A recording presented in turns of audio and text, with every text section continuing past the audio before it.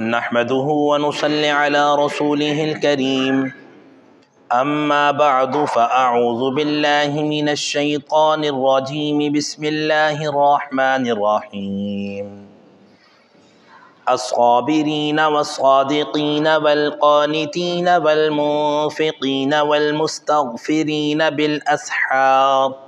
شهد الله أنه لا إله إلا هو والملائكة وأولو العلم قائما بالقسط لا إله إلا هو العزيز الحكيم صدق الله العظيم۔ الصابرین، اور جنتیوں کی صفات میں سے یہ بھی ہے کہ وہ صبر کرنے والے ہیں، والصادقین، اور سچ بولنے والے ہیں، والقانتین، اور اطاعت کرنے والے ہیں، والمنفقین، اور اللہ کے راستے میں خرچ کرنے والے ہیں، والمستغفرین بالاسحار، اور بخشش طلب کرنے والے ہیں سحر کے وقت۔ شاہد اللہ، گواہی دی اللہ نے، انہ لا الہ الا ہو، بے شک کوئی الہ نہیں ہے مگر وہی، والملائکۃ، اور فرشتوں نے بھی یہ گواہی دی ہے، وَأُولُو الْعِلْمِ، اور علم والوں نے بھی یہ گواہی دی ہے، قائما بالقسط، عدل و انصاف پر قائم رہتے ہوئے، لا الہ الا ہو، نہیں ہے کوئی معبود مگر وہی اللہ، العزیز، جو غالب ہے، الحکیم، حکمت والا ہے۔ کل کے سبق میں آپ نے سنا کہ اللہ سبحانہ و تعالی نے یہود کے اس اعلان پر یہ ارشاد فرمایا کہ جو وہ کہتے تھے کہ ہمارے پاس مال و دولت بھی بہت زیادہ ہے اور اولاد بھی کثیر تعداد میں ہے، اس لیے ہم حق پر ہیں، اگر ہم حق پر نہ ہوتے تو اللہ تعالیٰ نہ ہمیں افرادی قوت دیتے، نہ اتنے مال و دولت سے نوازتے۔ تو اللہ تعالیٰ نے ان کے اس اعلان پر یہ ارشاد فرمایا کہ مال و دولت اور اولاد کا زیادہ ہونا یہ حق پر ہونے کی دلیل اور نشانی نہیں ہے، اس لیے کہ فرعون، قارون اور نمرود کے پاس بھی افرادی قوت زیادہ تھی اور ہر لحاظ سے وہ بہت زیادہ طاقتور تھے، لیکن اللہ تعالیٰ نے انہیں دنیا میں بھی ذلیل و رسوا کیا اور آخرت میں بھی ان کی بڑی سخت پکڑ ہوگی۔ اور پھر یہ بھی ارشاد فرمایا کہ یہ دنیا کا عارضی سامان ہے، انسان کتنا بھی زندہ رہ لے آخر ختم ہو جانے والا ہے، اور اصل جو نعمتیں ہیں وہ اللہ تعالیٰ کے پاس ہیں۔ اور پھر اللہ تعالیٰ نے ان نعمتوں کا ذکر فرمایا جس میں سب سے بڑی نعمت جنت کا ذکر فرمایا، جس کا کل آپ نے سبق میں سنا، اس کی خوبیوں کے بارے میں بھی سنا۔ پھر اللہ تعالیٰ نے فرمایا یہ ان لوگوں کے لیے ہیں جو ڈرنے والے ہیں اور ہر کام اللہ کی چاہت کے مطابق کرنے والے ہیں، اور ایمان والے بھی ہیں اور ہر وقت اپنی بخشش بھی طلب کرتے رہتے ہیں، اور یہ بندے اللہ کے ہیں جنہیں اللہ دیکھ رہا ہے۔ آج کی آیات جو آپ نے سنی ہیں ان میں اللہ تعالیٰ مومنین کی نشانیاں اور جنتیوں کی صفات بیان فرما رہے ہیں کہ مومن جنہوں نے اعلان کیا ہے کہ اے اللہ ہم آپ پر ایمان لاتے ہیں اور آپ سے اپنے گناہوں کی بخشش طلب کرتے ہیں، بس آپ ہمیں جہنم سے بچا لیجئے۔ اللہ تعالیٰ فرماتے ہیں ان لوگوں کی صفات یہ ہیں، الصابرین، یہ صبر کرنے والے ہیں،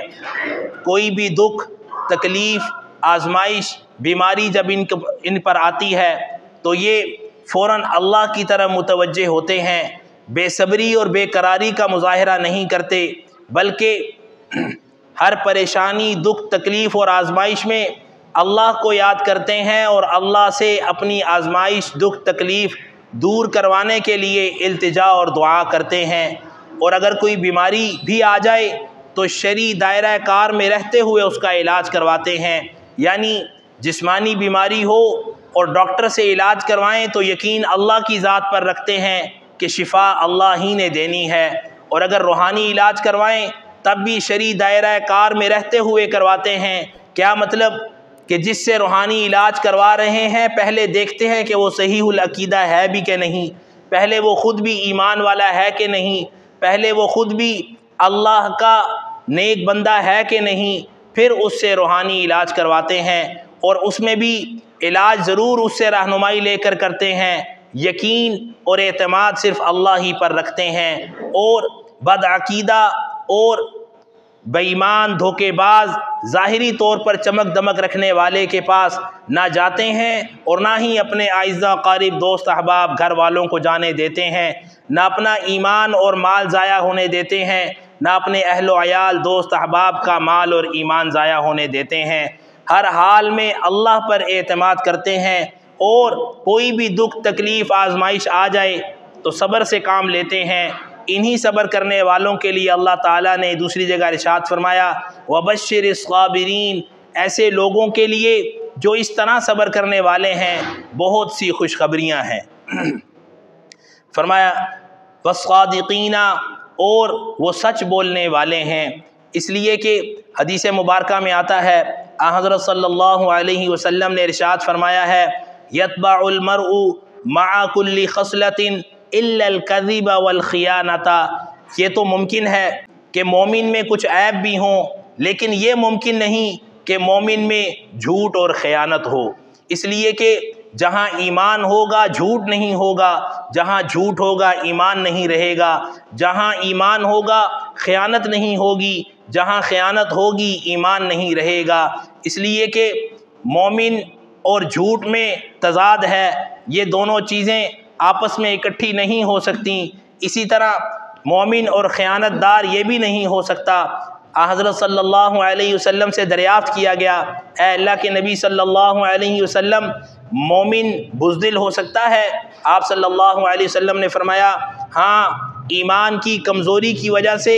مومن کمزور دل اور بزدل ضرور ہو سکتا ہے۔ پھر پوچھا گیا کیا مومن بخیل اور کنجوس ہو سکتا ہے؟ آپ صلی اللہ علیہ وسلم نے فرمایا ہاں، مومن ایمان کی کمزوری کی وجہ سے کنجوس بھی ہو سکتا ہے۔ پھر پوچھا گیا کیا مومن جھوٹا ہو سکتا ہے؟ آپ صلی اللہ علیہ وسلم نے فرمایا کلا والذی نفسی بیدہ، ہرگز نہیں، ایسا ہو ہی نہیں سکتا کہ ایمان والا جھوٹا ہو، اس لیے کہ جہاں جھوٹ ہو ایمان نہیں رہتا، اور جہاں ایمان ہو وہاں جھوٹ نہیں ہوتا، اس لیے مومنین کی یہ بھی نشانی ہے کہ وہ سچ بولنے والے ہیں، اور یہی جنتی ہیں جو دنیا میں سچ بول کر اپنے آپ کو جنت کا مستحق بناتے ہیں۔ فرمایا والقانتین، یہاں اس سے پہلے ایک اور بات بھی سمجھ لیں، جھوٹ کہتے ہیں، جھوٹ کا مفہوم یہ ہے وہ بات جو حقیقت کے خلاف ہو وہ جھوٹ ہے، اور سچ کہتے ہیں وہ بات جو دل میں ہو وہی زبان پر ہو اور حقیقت میں بھی ویسا ہی ہو تو وہ سچ ہے۔ اس لیے یہ مفہوم ذہن میں رکھیں تاکہ جھوٹ اور سچ کی پہچان وہ آسان ہو جائے۔ فرمایا والقانتین، اور اطاعت کرنے والے ہیں۔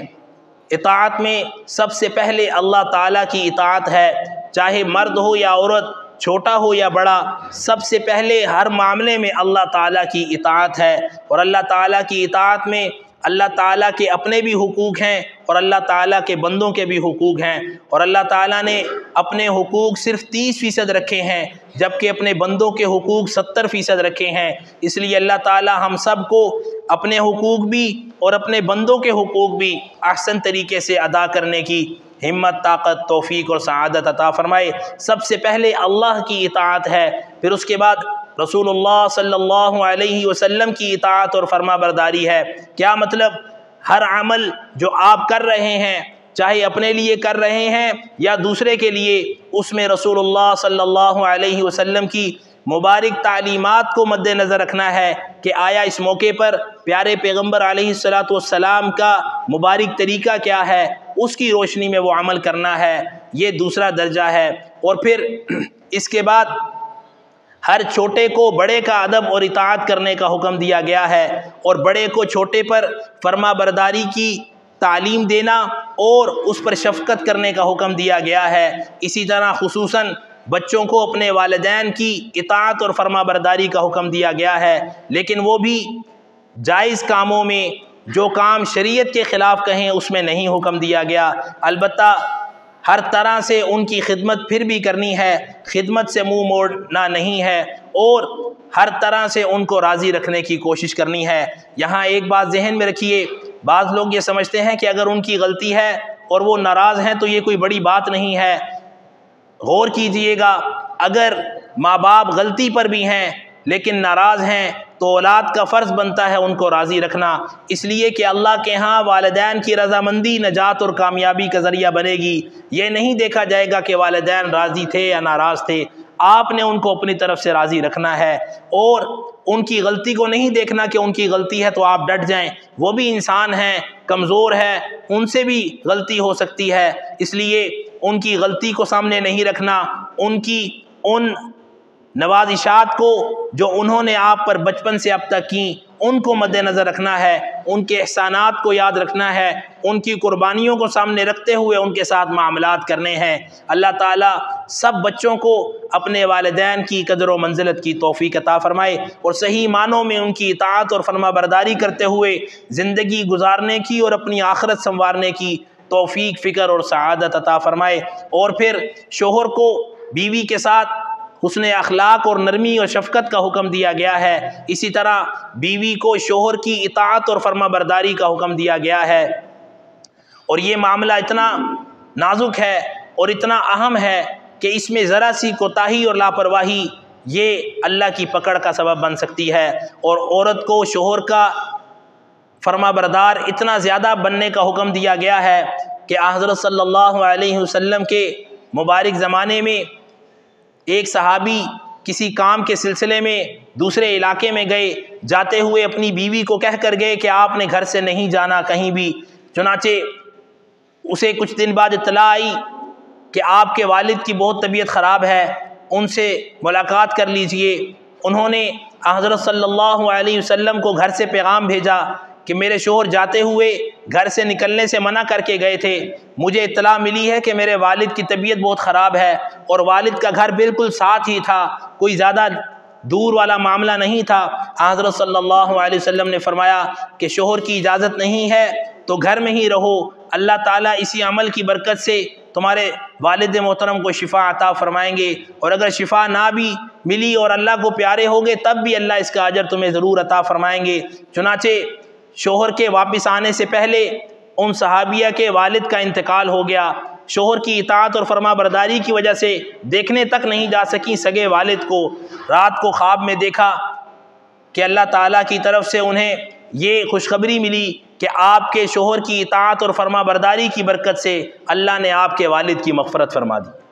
کتنا بڑا عمل ہے، اس لیے خاص طور پر مستورات کو یہ ضرور بتائیے، جب یہ بات کی جائے تو سب سے پہلے یہ جواب آتا ہے کیا شوہروں کو کوئی حقوق نہیں اللہ نے بتائے، یا شوہروں کے لیے کوئی حقوق اور کوئی بھی قواعد اور ضوابط اور اصول نہیں ہیں؟ ضرور ہیں، لیکن زیادہ تر کوتاہی وہ عورتوں کی طرف سے ہوتی ہے، اس لیے یہ معاملہ بہت زیادہ خطرناک ہے۔ حدیث مبارکہ میں آتا ہے حضرت صلی اللہ علیہ وسلم جب معراج پر تشریف لے کر گئے تو جب جہنم کی سیر کروائی گئی تو کیا دیکھتے ہیں کہ عورتوں کی تعداد زیادہ ہے۔ پوچھا گیا کہ عورتیں کیوں ہیں یہاں پر؟ فرمایا اپنے شوہروں کی نافرمانی اور ناقدری کی وجہ سے، کہ ساری زندگی ان کے ساتھ اچھائی کی جائے اور اگر کہیں زندگی میں کوئی کمی پیشی ہو جائے تو کہتی ہیں میں نے تجھ سے کبھی کوئی خیر دیکھی ہی نہیں۔ اس لیے اس ناشکری اور ناقدری کی وجہ سے عورتیں کثیر تعداد میں جہنم میں جائیں گی۔ اللہ تعالی ہماری مستورات کو اللہ تعالیٰ کی اطاعت اور فرما برداری کو مد نظر رکھتے ہوئے اللہ کی رضا اور چاہت کے لیے اپنے شوہروں کی اطاعت اور فرما برداری کرنے کی توفیق، فکر اور سعادت عطا فرمائے۔ اس لیے کہ اگر شوہر ناراض ہو تو عورت پر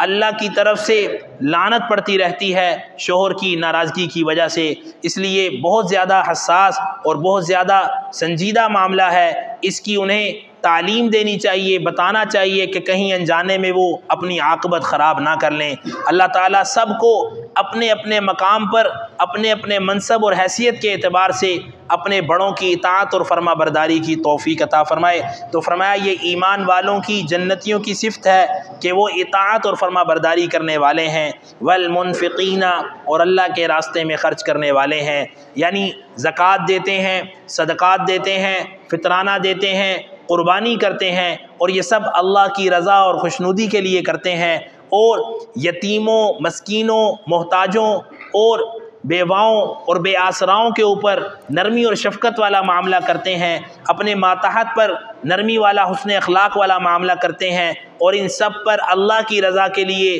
دل کھول کر خرچ کرتے ہیں، جس کا انہیں اللہ تعالیٰ یہ انعام دیں گے کہ وہ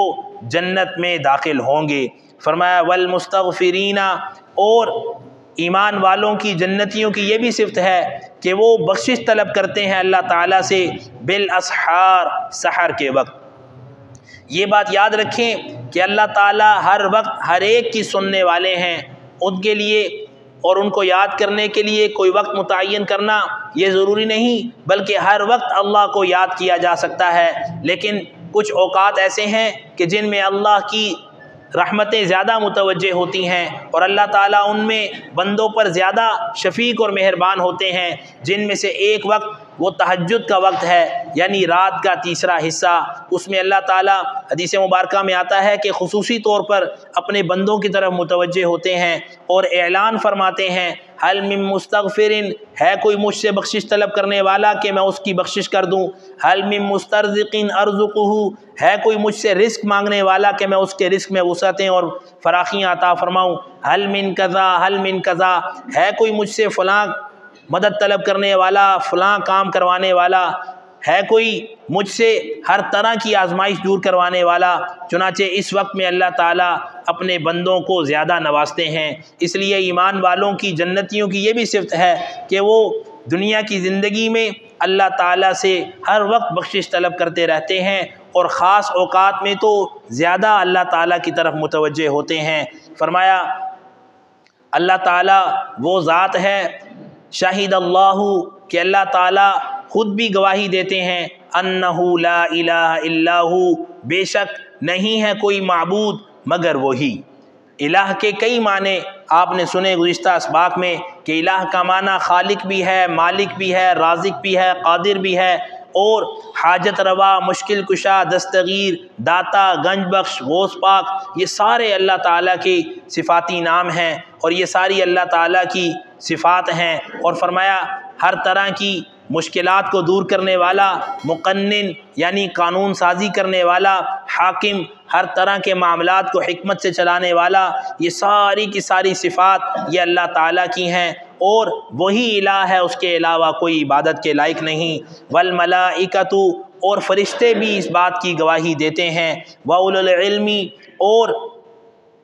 علم والے بھی اس بات کی گواہی دیتے ہیں کہ اللہ کے سوا کوئی معبود نہیں۔ علم والوں میں اللہ تعالیٰ نے درجے بنائے ہیں، سب سے پہلے وہ انبیاء علیہم الصلاۃ ہیں، پھر اس کے بعد صحابہ اکرام علیہم الرضوان ہیں، پھر اس کے بعد تابعین، پھر تبع تابعین، پھر ائمہ دین، پھر فقہاء اکرام، پھر محدثین عظام، یہ سب اللہ تعالیٰ کی اس بات کی گواہی دینے والے ہیں کہ اللہ تعالیٰ ہی الہ اور معبود ہیں۔ فرمایا قائما بالقسط، یہ سب عدل و انصاف پر قائم رہتے ہوئے یہ گواہی دیتے ہیں، اور ان کی یہ گواہی حق اور سچ ہے، لا الہ الا ہو، کہ بے شک اللہ ہی الہ ہے، اس کے علاوہ کوئی الہ نہیں، اللہ ہی عبادت کے لائق ہے، اس کے علاوہ کسی بھی طرح کی عبادت کے لائق کوئی بھی نہیں ہے، اور نظر و نیاز کے لائق بھی صرف اللہ ہی ہے، اللہ کے علاوہ کوئی نظر و نیاز کے لائق نہیں ہے۔ اور یہ آپ سن چکے ہیں کہ نظر یہ عربی زبان کا لفظ ہے اور عبادت کو کہتے ہیں، اور عبادت کے بارے میں آتا ہے النظر عبادت والعبادت لغیر اللہ کفر صریح وشرک قبیح، کوئی بھی نظر ہو وہ عبادت ہے، اور ہر عبادت صرف اللہ ہی کے لیے ہے، اور اگر کوئی اس عبادت میں کوئی بھی ایسا معاملہ کرتا ہے جو اللہ کی ذات سے ہٹ کر ہو تو یہ واضح کفر ہے اور بدترین شرک ہے، اور ان الشرک لظلم عظیم، اور شرک سے بڑا کوئی بھی گناہ نہیں ہے۔ اور شرک کرنے والے کے بارے میں آپ نے سنا، حضرت صلی اللہ علیہ وسلم فرماتے ہیں اللہ تعالیٰ کا یہ فرمان ہے جو اللہ تعالیٰ نے معراج کی رات مجھے یہ انعام کے طور پر فرمایا کہ میں آپ کی امت کے ہر فرد کو بخش دوں گا لیکن شرک کرنے والے کو نہیں بخشوں گا۔ اس لیے اللہ تعالیٰ ہمیں ہر حال میں اپنی ہی طرف متوجہ ہونے کی توفیق عطا فرمائے اور اپنی ذات پر یقین کامل نصیب فرمائے۔ کوئی بھی عبادت کریں، کوئی بھی نظر مانیں یا دیں، وہ سب اللہ ہی کے لیے ہو۔ اللہ تعالی ہم سب کو یہ اعمال کرنے کی توفیق عطا فرمائے۔ فرمایا العزیز، اللہ تعالیٰ غالب ہیں، ہر چیز کے کرنے والے ہیں، لیکن الحکیم، حکمت والے ہیں کہ کوئی بھی معاملہ ہو اس کو حکمت سے دیکھتے ہیں کہ ایسا نہیں کہ کوئی گناہ گار ہے تو فوراً پکڑ کر لی، نہیں، حکمت کے ساتھ اسے موقع دیتے ہیں کہ وہ اپنے گناہوں کی بخشش طلب کر لے اور اللہ تعالیٰ اسے گناہوں سے بخش دیں اور وہ بھی جنت میں جانے والا بن جائے۔ اللہ تعالیٰ ہم سب کو یہ تمام صفات اپنی زندگی میں شامل کرنے کی توفیق عطا فرمائے، یعنی کوئی بھی دکھ، تکلیف، آزمائش اور پریشانی آئے تو ہم اس میں صبر کا مظاہرہ کریں، بے صبری اور بے قراری نہ دکھائیں۔ انشاءاللہ اللہ کی رحمت سے وہ پریشانی، دکھ، تکلیف، آزمائش، بیماری صبر کی برکت سے اللہ تعالیٰ دور فرما دیں گے، اور ہمیشہ سچ بولنے کی توفیق عطا فرمائے کہ سچ بولنا یہ کامیابی کی نشانی ہے اور جھوٹ یہ نقصان تو ہے ہی، ناکامی تو ہے ہی، ایمان کے ضائع ہونے کا ذریعہ ہے۔ اللہ تعالیٰ ہم سب کو ہر حال میں سچ بولنے کی توفیق عطا فرمائے اور اطاعت کرنے والا بنائے، اپنی بھی اور اپنے بڑوں کی بھی، اور جس کی جو نسبت ہے، جو مقام ہے، جو منصب ہے، وہ اپنے حیثیت کے اعتبار سے اپنے بڑوں کی اطاعت اور فرما برداری کرے، شرعی دائرہ کار میں رہتے ہوئے غیر شرعی معاملے میں کسی کی بھی اطاعت وہ جائز نہیں ہے۔ اسی طرح اللہ تعالی ہم سب کو خرچ کرنے والا بنائے اور اپنی تمام نعمتوں سے نوازے کہ ہم فراخ دلی کے ساتھ ان نعمتوں کو قدر کرتے ہوئے اللہ کے راستے میں خرچ کریں، اور تمام جو اللہ تعالیٰ نے احکامات لازم کیے ہیں جیسے زکوٰۃ ہیں اور صدقات ہیں، قربانی ہے، اللہ تعالیٰ اپنی دی ہوئی نعمتوں سے یہ تمام نیک اعمال کرنے کی ہم سب کو توفیق اور سعادت عطا فرمائے، اور خصوصاً ہر وقت استغفار کی اور بالخصوص تہجد کے وقت جس کی فضیلت بہت زیادہ ہے، اپنے سامنے سر بسجود ہونے کی اور حاضری کی اور اپنے آپ سے تمام حاجتیں، ضرورتیں، مشکلات حل کروانے کی وہ توفیق اور سعادت عطا فرمائے، اور اللہ تعالیٰ جو کچھ کہا سنا گیا ہے اپنی بارگاہ میں قبول فرمائے۔ خود بھی اس پر عمل کرنے کی نیت کیجئے اور اپنے گھروں میں، دوست احباب میں اس کا ضرور مذاکرہ کیجئے کہ اللہ تعالیٰ ان اعمال خیر کی برکت سے ہماری زندگی میں، ہمارے اہل و عیال کی زندگی میں خوشیاں، بہاریں، راحتیں، پیار، محبت، الفت پیدا فرمائے اور ہر طرح کا سکون اور قلبی اطمینان نصیب فرمائے۔ اللہ تعالیٰ ہمارا یہ بیٹھنا، سننا، سنانا اپنی بارگاہ میں قبول فرمائے اور ہم سب کا حامی و ناصر ہو۔ آج کا جو عمل ہے وہ دل سے متعلق ہے کہ دل کو اللہ تعالیٰ نے اپنا مرکز بتایا ہے کہ اللہ دل میں انسان کے رہتا ہے، اور آپ نے سنا ہوگا کہ جب کبھی کسی سے لڑائی ہو جائے تو کہتے ہیں لڑائی معاف کرو، اللہ کا گھر صاف کرو، تو یہ اللہ کے گھر سے مراد یہ مسجدیں نہیں ہیں جو انسان عام طور پہ سمجھ لیتے ہیں۔ اللہ کے گھر سے مراد دل ہے کہ لڑائی ختم کر دو اور اپنے دل کو صاف کر لو، اس لیے کہ دل کا صاف وہ اللہ کا مقرب بندہ ہوتا ہے۔ اس لیے دل انسانی جسم میں سب سے قیمتی چیز ہے، زندگی کی بقا اور زندگی کا خاتمہ زیادہ سے زیادہ اسی کے ساتھ جڑا ہوا ہے۔ اس لیے باقی بیماریاں بھی نقصان دہ ہوتی ہیں، باقی اعضاء کا نقصان دہ ہو جانا یہ بھی انسان کے لیے پریشانی اور جان لیوا ہوتا ہے، لیکن دل جو ہے وہ جسم کا محور ہے اور تمام جسم اللہ تعالیٰ نے اسی کے ساتھ جوڑا ہوا ہے۔ تو فرمایا دل جو ہے سب سے قیمتی چیز ہے، اس کی حفاظت کرنا بھی سب سے ضروری ہے۔ اس لیے اللہ تعالیٰ ہم سب کے دل کو سکون عطا فرمائے اور ہمیشہ تندرست اور سلامت رکھے۔ سب سے پہلے دل کی حفاظت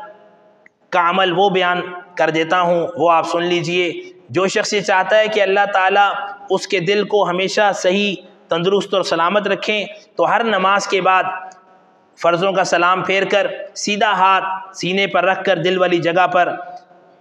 سلام قولا من رب الرحیم، یہ 7 مرتبہ پڑھنے کا اہتمام کر لے کہ اس کی برکت سے اللہ تعالیٰ دل کا سکون، اطمینان، راحت یہ نصیب فرماتے ہیں۔ اور اگر کوئی چاہتا ہے کہ اللہ تعالیٰ دل میں ایمان کا نور وہ منور فرما دیں اور پھر اللہ تعالیٰ اس ایمان کو حفاظت میں بھی رکھیں، تو پھر وہ شخص یہ کرے کہ ہر نماز کے بعد سیدھا ہاتھ اپنے سینے پر دل والی جگہ پر رکھے اور 11 بار پڑھے یا باعثو یا نورو۔ اس کی برکت سے اللہ تعالیٰ اس کے دل کو نور سے منور فرمائیں گے ایمان کے، اور انشاءاللہ اس کے ایمان کی حفاظت بھی فرمائیں گے۔ اس کی اور بھی بہت سی خصوصیات ہیں۔ اور اسی طرح اگر کوئی چاہتا ہے کہ اللہ تعالیٰ انسان کو دل کی تمام بیماریوں سے محفوظ رکھے